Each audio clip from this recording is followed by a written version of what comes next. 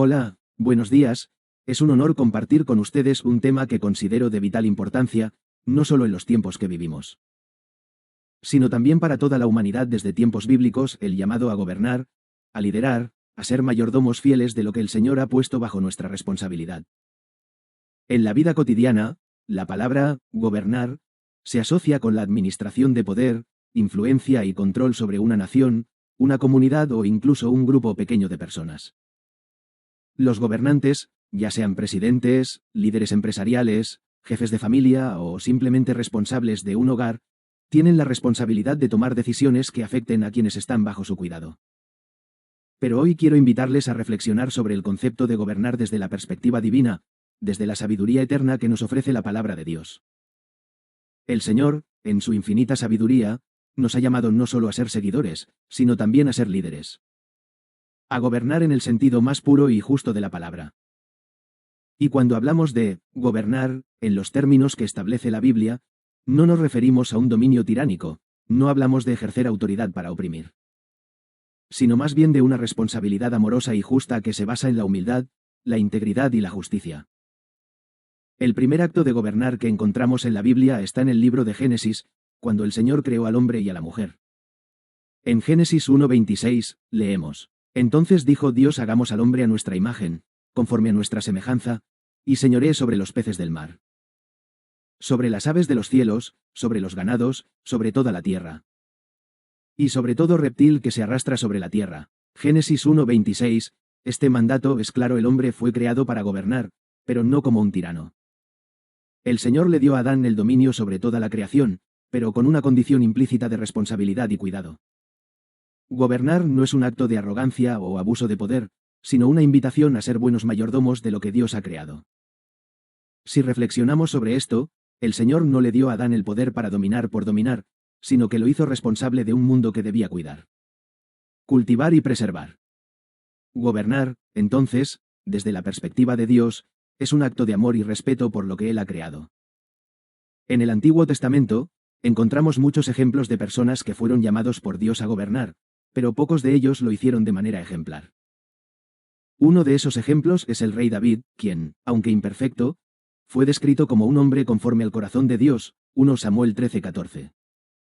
David fue elegido por el Señor para gobernar sobre Israel, pero su reinado no estuvo exento de desafíos, errores y fallas.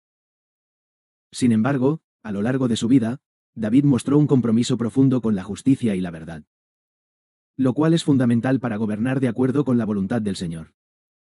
En 2 Samuel 23:3, David declara: El Dios de Israel ha hablado, la roca de Israel me ha dicho: el que gobierna sobre los hombres, el que gobierna en justicia, que gobierne en el temor de Dios.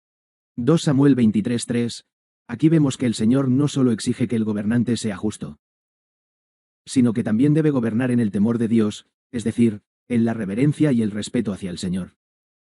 La justicia y la integridad son esenciales en el liderazgo. Un gobernante que teme al Señor, que busca su sabiduría y que obedece sus mandamientos, puede guiar al pueblo con rectitud. La justicia, entonces, no es una cuestión de seguir las leyes humanas únicamente, sino de vivir y gobernar conforme a los principios divinos que se encuentran en la palabra de Dios. Y no solo eso, un gobernante que gobierna con sabiduría divina es aquel que busca siempre el bienestar de los demás, especialmente de los más necesitados. Uno de los mayores desafíos de gobernar, y especialmente de ser un líder, es entender que el liderazgo no se trata de ser servido, sino de servir.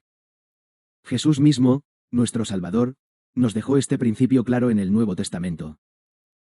En el Evangelio de Mateo, Jesús dice: El que quiera ser grande entre vosotros, sea vuestro servidor, y el que quiera ser el primero entre vosotros, sea vuestro siervo. Mateo 20:26 al 27, este principio es revolucionario, porque va en contra de la manera en que muchas veces entendemos el poder y la autoridad en el mundo. El Señor nos enseña que el verdadero liderazgo no consiste en imponer nuestra voluntad a los demás, sino en ponernos al servicio de los demás. Gobernar como lo hizo Jesús significa estar dispuesto a poner las necesidades de los demás antes que las nuestras, a sacrificarnos por el bien de aquellos que Dios ha puesto bajo nuestro cuidado. Jesús, al igual que el rey David, no gobernó con tiranía ni con egoísmo, sino con amor y sacrificio. Él no vino a ser servido, sino a servir, y ese es el modelo de liderazgo que el Señor espera de nosotros. En la vida de los grandes líderes bíblicos, vemos que aquellos que gobernaron con sabiduría y justicia lo hicieron porque dependieron del Señor y buscaban su guía.